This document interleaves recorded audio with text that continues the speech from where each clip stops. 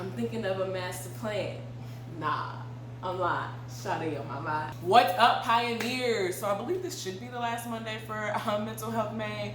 If not, then there's another one. Whoop, whoop. But anywho, today we're talking about my dear old friend, depression. I don't know for this one, like when I started experiencing depression, probably when I was like little, like maybe 5 or 6, but similar to anxiety, my depression and depressive symptoms are very high functioning. So again, I feel for those who really struggle heavily with depression that's not high functioning, that struggle with doing the basic necessities. It's really hard. Similar to anxiety, depression is no joke. It is really hard, and honestly it breaks my heart that we have to go through it as a people, but I do understand like sin, consequences, things like that.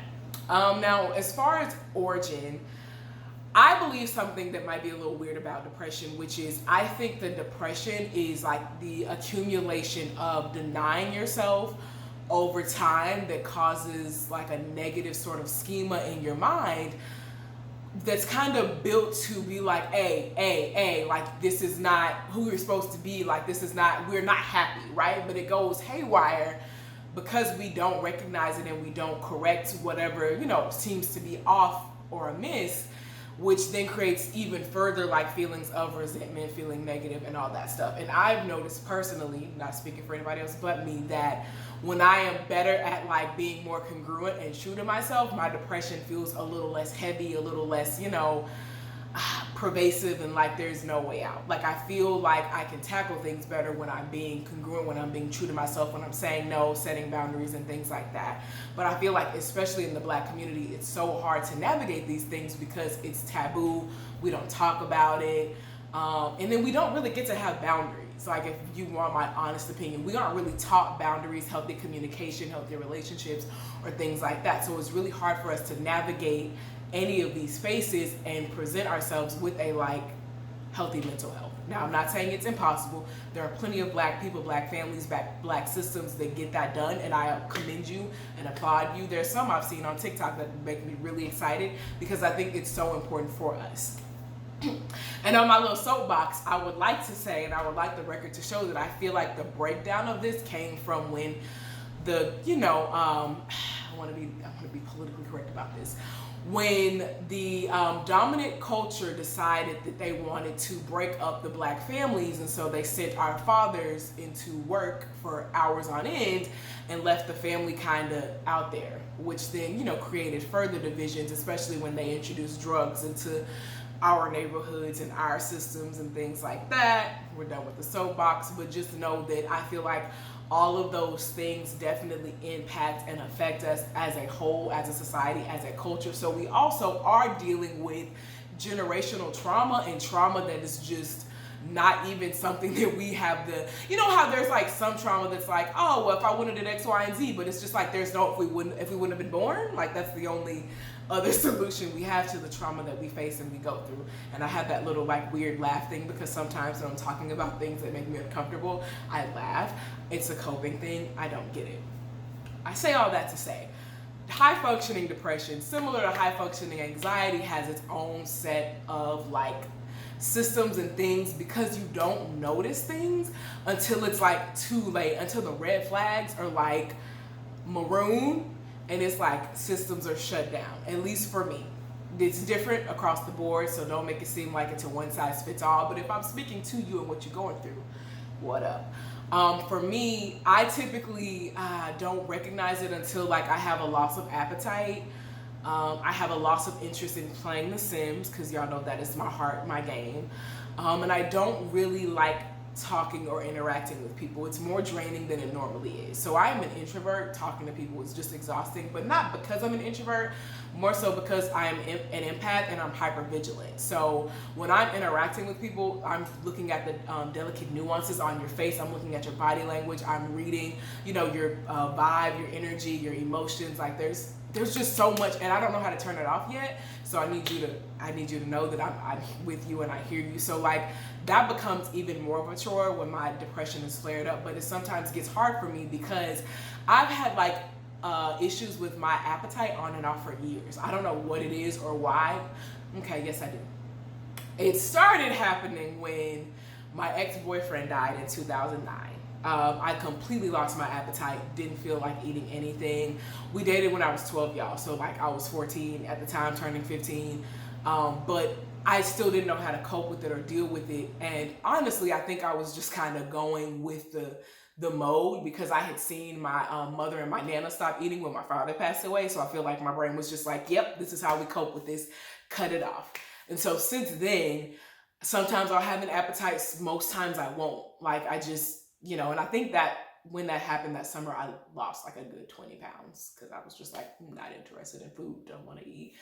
Don't cope like that. Like I know that it's hard, but don't cope like that. It's really rough. So like even in those times where my depression is more so of like those things, I try to give myself that grace and be really kind to myself and be like, okay, well, I understand, you might not be in the mood to cook. Let's just buy a bunch of microwave dinners. So it's like, when it comes to depression, you kind of have to find a way to work with it, which sounds weird, but I promise it's a thing. So if it's like, oh, well, I don't feel like doing X, Y, and Z. Well, if you just do this one little thing, then, I'll reward you with something. Even though you're like, what could you possibly reward?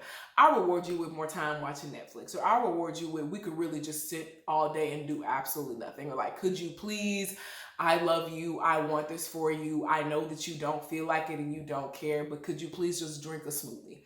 It's the little things, I feel like, especially when it comes to depression, that adds up. And so then once you kind of are swinging back into more of some sort of normalcy, then you're like, okay, cool, so now I can really bam. But I feel like mental health as a whole, like there's this tendency because people judge you and they have their perceptions of what they would do or what it's supposed to be, that like then we don't be as kind and compassionate and gentle with ourselves as we could be. And we kind of tend to take on those voices that we hear in our own, so that then we're berating ourselves and we're beating ourselves up and, oh, you're so stupid and why can't you just do X, Y, and Z? And it's really easy to go that route, but it's better to combat that, similar to anxiety, where you just like be like, whoa.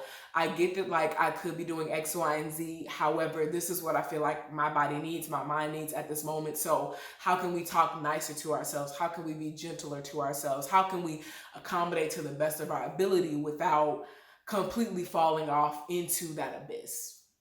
It's easier said than done, but you have to put in the work. Like it's mental health, getting to any sort of stable, healthy place requires work.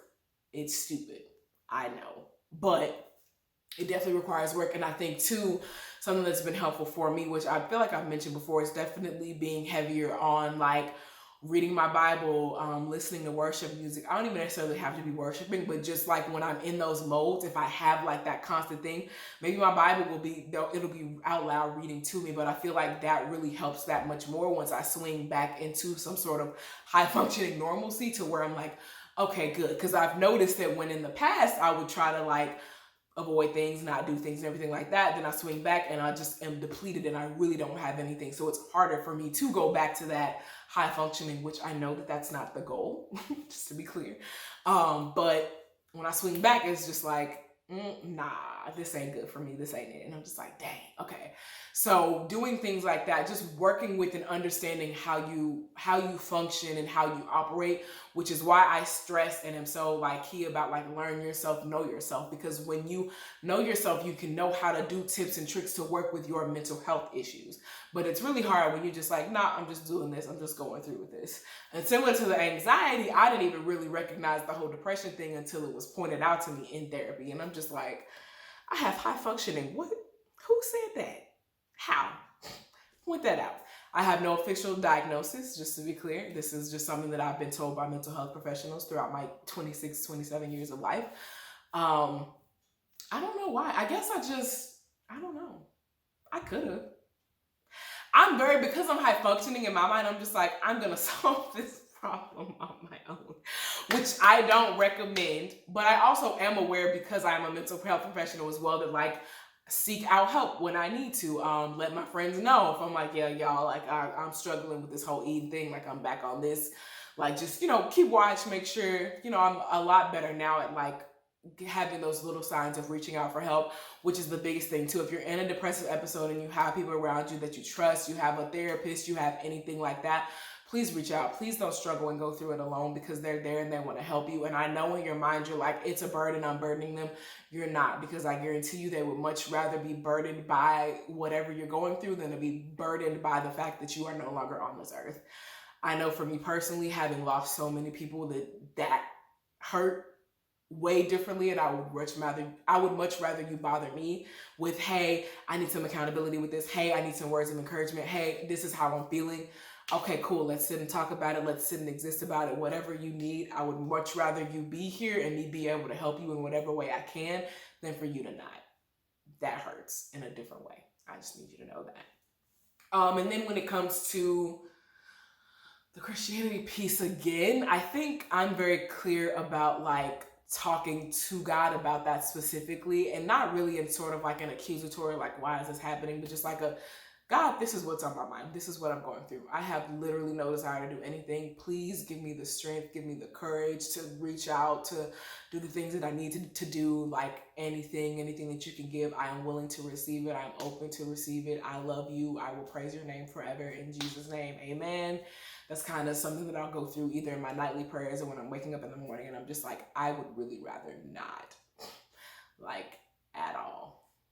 So depression is, I wouldn't say harder than anxiety, but I think it requires more intentionality, because it's kind of like a rock that's on your back, you know, that you kind of have to like, okay, well, now that this is here, let me adjust, and, you know, versus anxiety is just kind of like, dang, this is. And sometimes I can feel like a rock on your back as well. Moral of the story, they go together, like do-wop, try to do what I book to do.